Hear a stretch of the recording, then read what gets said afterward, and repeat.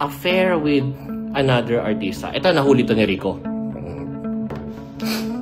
In the middle of the relationship, may isang pambihirang pagkakataon na nalaman ni Rico na merong kalandian si girl cheater na isang artista, isang sikat na aktor. Sino nga ba ang sikat na aktor na sinasabi ni Sian Gaza na maliban kay Anthony Jennings, may reserba pa manong isang lalaki si Maris Racal? Nananatili pa rin palaisipan sa mga netizens kung sino ang tinutukoy ni Sian Gaza na lalaking sinasabing maliban kay Anthony, may isa pang sikat na artista na may ugnayan kay Maris. Bago si Rico at Anthony, alam nyo ba na nalink din si Maris sa ibang mga lalaki noon? Pero bago yan, balikan natin ang love story ni Maris at Rico Blanco. 2021, nang inamin ni Maris Racal sa publiko ang pagkikipagrelasyon niya sa singer na si Rico Blanco. Nagsimula ang relasyon nila ng 48 years old noon na si Rico Blanco bago pa ang COVID-19 pandemic. Pero ngayon ay 51 years old na ang musikero nang sila yung naghiwalay. Parehas silang mahilig sa musika kaya madaling naging malapit sila sa isa't isa. Aminado ito na sa una ay natatakot siyang pag-usapan sa publiko ang kanilang relasyon ni Rico dahil sa 25 years old ang agwat ng kanilang edad.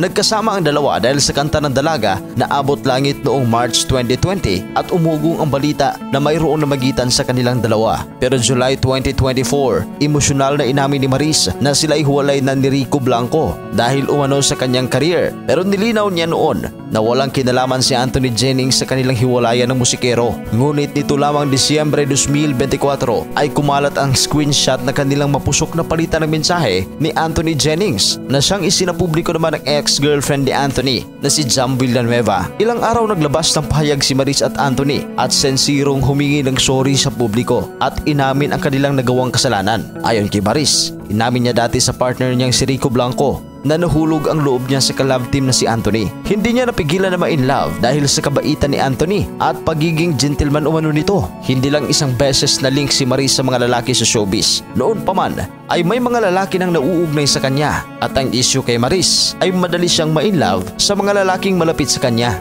Una na dito ay si Inigo Pascual. Inamin ni Maris Racal na na-inlove siya noon kay Inigo Pascual. Bago pa man ang matagumpay na tambalan ng aktres kay Anthony Jennings ay sila muna ni Inigo Pascual ang magka-love team. Nilinaw naman ng aktres na minahal niya talaga si Inigo Pascual. Taong 2019, nabigyan ang dalawa ng kanilang unang pelikula na Pinagtatambalan kung saan minahal ng mga tagahanga ng mga ito ang kanilang magandang chemistry. Pero paglilinaw ng dalawa na hanggang love team lang sila at never naging magkasintahan. Noong mga panahong iyon ay pareha din silang nagka-focus sa kanilang mga karera.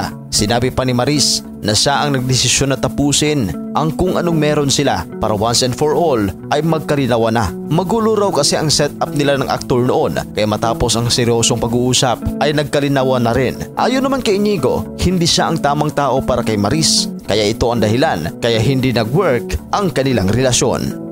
Yves Flores. Maugong ang panunukso ng netizens na crush umano ni Yves Flores si Maris kaya noong 2018 nilinaw niya na tropa lang sila at hindi umano niya nakikita na maging sila. Tinawanan na lang nila ang naturang issue dahil noon pa man ay palagi siyang sinasabihan ng mga kasamahan niya sa PBB na crush nito si Maris Racal dahil sa kanilang closeness, ngunit di naman daw ito totoo. May ilang pelikula at proyekto na pinagsamahan ang dalawa tulad na lamang ng sa Bloody Crayons kung saan magka-love team sila dito. JC De Vera. Nang mag-guest ang aktor sa teleseryeng Pamilya Ko ay pinusuan ng netizens ang tandem nila ni Maris Racal na kabilang sa cast ng teleserye. Kinakiligan ang kanilang eksena sa naturang serye. Malayo man ang agwat ng edad nila ay labis itong pinusuan ng mga tagapanood. Maging si JC ay nais pang masundan ang pagsasama nila ng aktres sa iisang proyekto. Dahil sa kanilang pagsasama sa serye ay mas nakilala nilang isa't isa. Aminado naman si Maris na kinikilig siya sa kanilang tambalan ni JC De Vera. Pero ang tanong ngayon, sa pinakabagong issue ni Maris, sino kaya ang lalaki o sikat umano na aktor sa telebisyon ang umano'y reserba nito matapos ang issue nila ni Anthony Jennings? Para sa inyong reaksyon, just comment down below.